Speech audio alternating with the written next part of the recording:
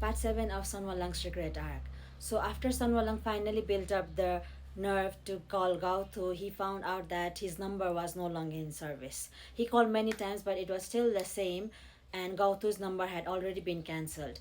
And that left Sun Wenlang's chest hollow and aching as if something has been ripped apart.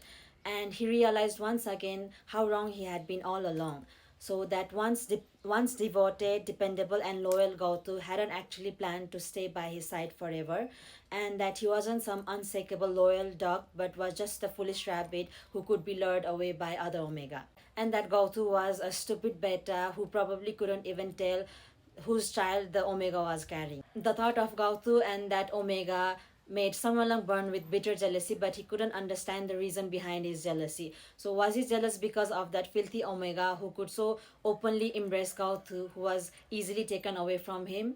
And those kind of thoughts made Sun Wenlang feel as if he was going crazy, but he really did miss Gautu very much.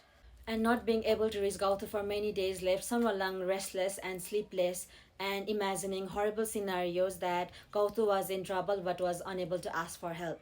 So convinced that something must have happened, Sun Wenlang used his connections to track him down, only to find that after 3 days of resigning, Gautu actually gave up his downtown apartment and moved back to his rural hometown with his sister, and there was no Omega in sight.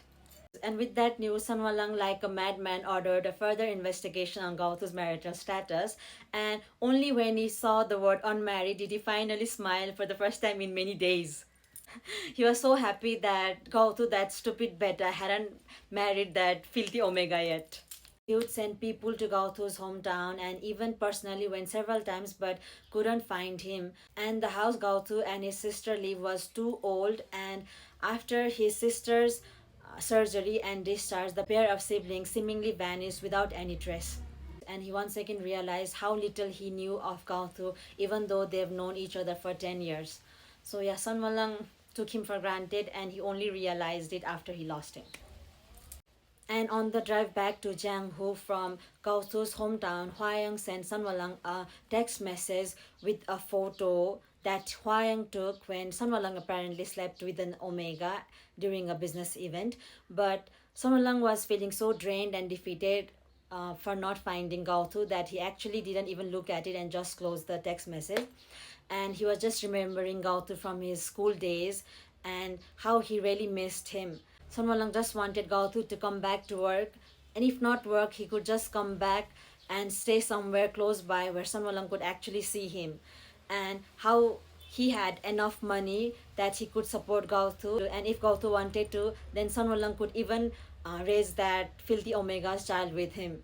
Though Sun Wenlang disliked children, if that child looked similar to Gautu, then that would be bearable. For him, the most unbearable thing was not to see Gautu ever again.